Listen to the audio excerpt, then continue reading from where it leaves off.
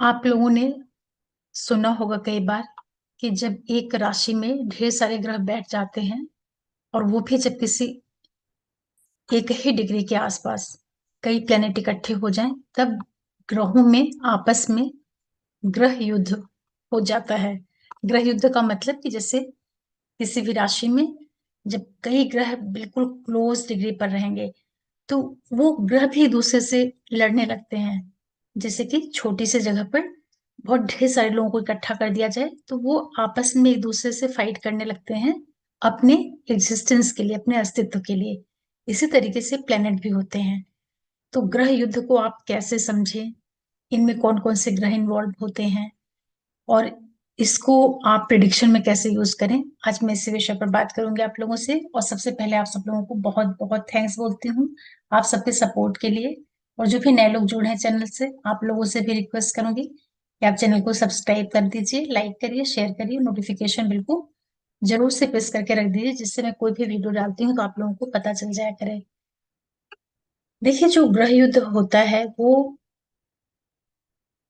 इनमें जो ग्रह इन्वॉल्व होते हैं, सबसे पहले तो जो सूर्य और चंद्रमा है और राहु केतु है, इन चार ग्रहों को अलग कर दिया जाता है। क्योंकि सूर्य और चंद्र जो होते हैं ये ल्यूमिनरीज हैं और राहु केतु जो होते हैं वो नोड होते हैं। उनका अपना कोई फिजिकल एग्जिस्टेंस नहीं होता है। तो चार ग्रह आप कैसे निकल गए और बचते हैं फिर पांच ग्रह, गुरु, शुक्र, बुध, चंद्र और मंगल। इन्हीं ग्रहों को ग्रह युद्ध में देखा जाता है। तो इसमें देखना क्या है कि एक जो सबसे क्लोज एरिया होता है किसी भी राशि में, तो वो 3 डिग्री 20 मिनट का होता है। 3 डिग्री 20 मिनट में किसी भी नक्षत्र का एक पद होता है। तो जब इस 3 डिग्री 20 मिनट में भी बिल्कुल 1 डिग्री के आसपास, 1 डिग्री का मतलब ये है कि अ, जैसे 3 डिग्री 20 को आप थोड़ा सा उसमें ले लीजिए कि कोई अ, उसमें बिल्कुल क्लोज में लीजिए कि कोई एक पर्टिकुलर 1 डिग्री है उसके थोड़ा सा आगे पीछे, कि उनमें बहुत मिनट का फर्क आ जाए, बहुत ही थोड़ा सा उसमें फर्क आ जाए। मतलब कि बिल्कुल ऐसे समझ लीजिए कि एक लाइन पे ढेर सारे ग्रह हैं, बस वो थोड़ा थोड़ा सा आगे पीछे, थोड़ा थोड़ा सा आगे पीछे हैं। मतलब कि वो 3 डिग्री 20 मिनट से भी और कम वाले पीरियड में है, ऐसे समझिए। तब ये कैसे आप चेक करेंगे? तो इसमें होता क्या है कि जो ग्रह सबसे कम डिग्री का होता है, हमेशा ग्रह युद्ध में वही ग्रह जीतता है। और जो ग्रह अधिक डिग्री का होता है वो इसमें पराजित हो जाता है। इसको आप ऐसे समझिए कि जैसे कर्क राशि है और कर्क राशि में 0 से लेकर के 3 डिग्री 20 मिनट के अंदर ढेर सारे ग्रह बैठे हैं। अब आप यहाँ पर ये मान के चलिए कि कर्क राशि में 1 डिग्री के जस्ट बाद वहां पर बुध भी बैठे हैं, गुरु भी बैठे हैं, मंगल भी बैठे हैं, शुक्र भी बैठे हैं और चंद्र भी बैठे हैं। तब आप कैसे इसको देखेंगे कि इसमें कौन सा ग्रह जीत रहा है? तो आपको यहाँ पर देखना पड़ेगा कि इन ग्रहों में जो सबसे कम डिग्री का प्लेनेट है वो ग्रह युद्ध में जीत जाता है। और इसमें जो मंगल प्लेनेट होता है वो इतना शक्तिशाली ग्रह है कि वो कभी भी ग्रह युद्ध में नहीं हारता है। तो जब भी एक राशि में इस तरह से बिल्कुल क्लोज डिग्री पर ढेर सारे ग्रह इकट्ठे हो जाते हैं तो वो ग्रह युद्ध की स्थिति का निर्माण कर देते हैं। तो जो भी ग्रह इसमें पराजित हो जाता है, मतलब कि जो ग्रह हार जाता है, तो वो अपने हाउस लॉर्डशिप के जो रिजल्ट्स हैं उसमें कमी कर देता है। उस ग्रह के जो कारकत्व है उसमें कमी आ जाती है और वो ग्रह अपना रिजल्ट अच्छे से नहीं दे पाता। इसी के साथ साथ और क्या होता है कि जिस भी राशि में ये ग्रह युद्ध छिड़ा होता है, तो उस भाव के जो रिजल्ट होते हैं ना उसमें भी दिक्कत आती है, उसमें भी कमी आती है। वो कमी इसलिए आती है क्योंकि कोई भी ग्रह जब किसी भाव में आते हैं, इकट्ठे होते हैं, तो उनको उस भाव में बैठ करके काम करना होता है। काम करते हैं वो अपने हाउस लॉर्डशिप की और अपने कारकत्वों की। अब आसपास ढेर सारे ग्रह बिल्कुल क्लोज डिग्री पर इकट्ठे हो गए हैं, तो वो आपस में उनके अंदर एक कॉन्फ्लिक्ट पैदा हो जाता है। मतलब कि वो भी कंफ्यूजिंग स्टेट में आ जाते हैं। उनको ऐसा लगता है कि जो काम करना है, ये हमें नहीं करना है, इस ग्रह को करना है, उस ग्रह को लगेगा कि हमें नहीं करना है, इस ग्रह को करना है। मतलब वो आपस में ही भिड़े रहते हैं। या आप इसको ऐसे समझिए कि जैसे कहीं पे कोई गैदरिंग हो रही है, पार्टी है, शादी है, फंक्शन है, या कोई भी इवेंट हो रहा है। अब वहां पर कई लोग इकट्ठे हैं। कई लोग जब इकट्ठे हो जाते हैं और उनको कोई काम पर्टिकुलर नहीं अलॉट किया जाए, तो वो सब एक दूसरे के ऊपर डालने लगते हैं, थोपने लगते हैं। जैसे कि लोगों को ये लगता है कि हमको तो कहा नहीं गया है, तो ये काम हम क्यों करें। दूसरा भी ये सोचता रहता है कि हमें तो कहा नहीं, हम क्यों करें। मतलब सब आपस में बहुत भ्रमित है। तो वो चाह के भी कुछ कर नहीं पाते, डिसीजन नहीं ले पाते। उनको लगता है कि ये काम ये कर लेगा, उसको लगता है ये काम ये कर लेगा। तो इसी तरीके से ग्रह होते हैं। जब वो बहुत क्लोज डिग्री पर होते हैं तो उनका आपस में ही एक तरीके से जो विवाद होता है, या एक तरीके से जो उनकी कंफ्यूजिंग स्टेट होती है, उसका निर्माण हो जाता है। तो आप हमेशा ध्यान रखिएगा कि सूर्य, चंद्रमा, राहु, केतु, इन चार ग्रहों को छोड़ करके बाकी जो बचे हुए पांच ग्रह होते हैं, वही हमेशा ग्रह युद्ध में भाग लेते हैं। और उनमें भी मंगल जो होता है वो ग्रह युद्ध में हमेशा जीत जाता है। और मंगल के अतिरिक्त बाकी जितने भी ग्रह होते हैं, तो उनमें से जो सबसे कम डिग्री का ग्रह होता है, वो जो है ग्रह मतलब वो विजय प्राप्त करता है। विजय प्राप्त करने का मतलब ये है कि वो बाकी ग्रहों से अच्छी स्थिति में माना जाएगा। मतलब वो बाकी ग्रहों को हरा देता है, ऐसे समझ लीजिए। तो ये जो टॉपिक है ग्रह युद्ध का, बहुत छोटा सा है, लेकिन ये समझने की चीज है। और यही कारण होता है कि जब भी किसी की कुंडली में, किसी के भी नेटल चार्ट में, किसी भी एक पर्टिकुलर हाउस में ढेर सारे जब ग्रह इकट्ठे हो जाते हैं, तो अगर बहुत ज्यादा ग्रह इकट्ठे हैं, थोड़ा वो डिस्टेंस पे रहे, मतलब कि डिग्री वाइज एक दूसरे से काफी दूर दूर रहे, क्योंकि 30 डिग्री की एक राशि होती है ना, तब तो वो फिर भी अपना रिजल्ट कर पाएंगे।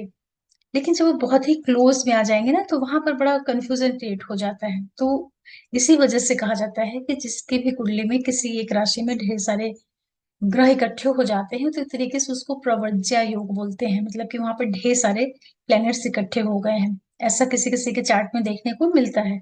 तो ऐसा नहीं है कि ये कोई खराब स्थिति है, खराब स्थिति नहीं होती है। उसके लिए बाकी सारी चीजें देखनी पड़ती हैं कि कौन सी लग्न है।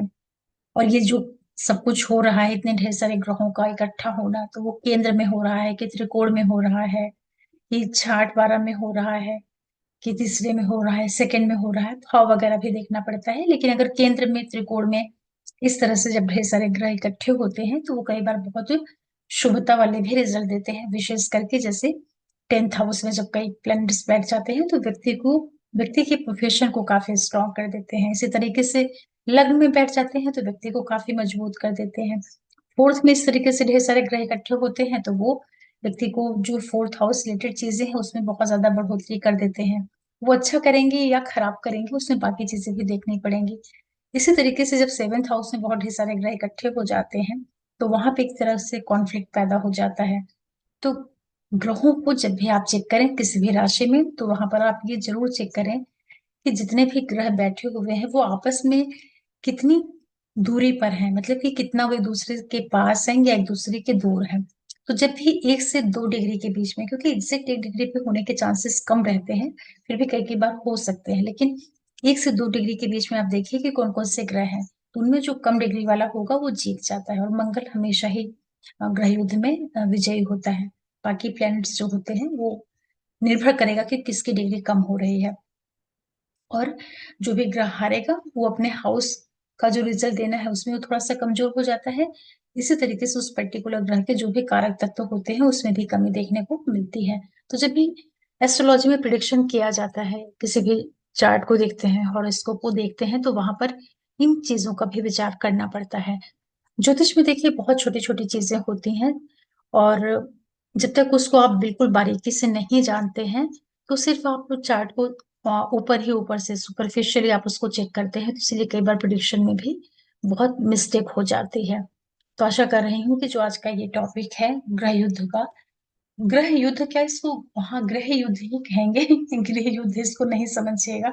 ग्रह मतलब प्लेनेट, प्लेनेट का आपस में वार होता है, इसको बोलते हैं ना प्लेनेटरी वॉर, उस तरीके से समझिए।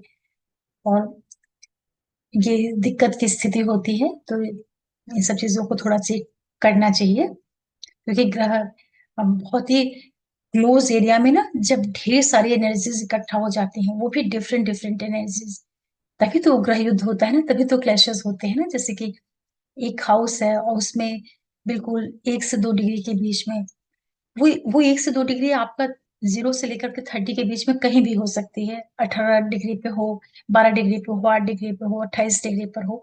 लेकिन जब 1 डिग्री के आसपास बहुत ग्रह इकट्ठे हो जाते हैं, मतलब कि उस पर्टिकुलर ज़ोन में, उस पर्टिकुलर एरिया में बहुत अलग-अलग ढंग की एनर्जीज़ इकट्ठा हो गई हैं। मतलब वहाँ पे गुरु भी है, शुक्र भी है, चंद्र भी है, बुध भी है, मंगल भी है। तो जब अलग ढंग की ऊर्जाएँ एक साथ होंगी, तो कोई भी ऊर्जा अपना काम अच्छे से नहीं कर पाएगी। ऐसे इसको आप समझिए। या ये कह लीजिए कि जैसे कोई घर है या कोई रूम है या कोई किचन है, जैसे किचन में लेडीज़ काम करती हैं। अब छोटा-सा किचन है, वहाँ पर कई लोगों को आप इकट्ठा कर दीजिए, कई लेडीज़ आकर के वहाँ पर काम करने लगें किचन का, खाना बनाने का ही मान लिया काम कर रही हैं। तो उसमें बड़ी वो हो जाएगा, मतलब बड़ा कंजेस्टेड हो जाएगा, उसमें काम करना आसान नहीं रहेगा। उसमें आपस में जैसे क्लैशेज़ होंगे, समझ में नहीं आएगा कि क्या करें, कौन कैसे काम करे, इस तरह से आप समझिए। या एक रूम, छोटे से रूम में ढेर सारे लोगों को बिठा दीजिए, तो क्या होता है वहाँ पर बहुत बहुत ही क्राउड हो जाता है ना, मतलब वहाँ पर रहना बड़ा मुश्किल हो जाता है, बहुत दिक्कत होती है, बड़ा सफोकेशन होता है। सेम ऐसे ही प्लैनेट्स के भी साथ में होता है, जब वो बहुत पास-पास आ जाते हैं, तो वो ग्रह भी परेशान होने लगते हैं, तो उनका आपस में एक द्वंद पैदा हो जाता है। और उस द्वंद के कारण फिर वो ग्रह रिज़ल्ट देने में भ्रमित हो जाते हैं। तो इसमें आप देखिएगा कि कौन से ग्रह की डिग्री कम है और फिर उसके आधार पर चीज़ों को चेक करिएगा। तो यहाँ पर जो भी ग्रह आपका अ, गृह युद्ध में हार रहा है, उसको थोड़ा ताकत दीजिए, सपोर्ट दीजिए, इससे आपको बहुत फ़ायदा होगा। तो आशा कर रही हूँ कि आज का जो ये छोटा-सा वीडियो है, इसको आप लोग समझ पा रहे होंगे। और मैं सारी चीज़ें वर्बली ही बताती हूँ, कोई भी चीज़ आप लोगों को ना तो स्क्रीन पे बता पाती हूँ लिख कर के, ना ही ब्लैक बोर्ड पे लिख कर के बताती हूँ, तो थोड़ी दिक्कत तो आपको होती होगी समझने में। लेकिन जो लोग एस्ट्रोलॉजी जानते हैं, सीखते हैं, वो समझ जाएँगे, वो इतने से भी समझ जाएँगे। कभी पॉसिबल हुआ तो मैं कॉपी वगैरह से भी आपको बना कर के दिखा दूँगी। और आप सबके सपोर्ट के लिए एक बार फिर से बहुत थैंक्स बोलती हूँ। साथ में जो भी नए लोग जुड़े हैं चैनल से, आप लोगों से भी रिक्वेस्ट करूँगी कि आप चैनल को सब्सक्राइब करिए, लाइक करिए, शेयर करिए और नोटिफ़िकेशन बेल को प्रेस कर दीजिएगा, जिससे मैं कोई भी वीडियो डालती हूँ तो आप लोगों को पता चल जाया करे। और मैं आप लोगों के लिए फिर कोई वीडियो लेकर के आऊँगी। तब तक के लिए ओम नमः शिवाय, नमस्ते।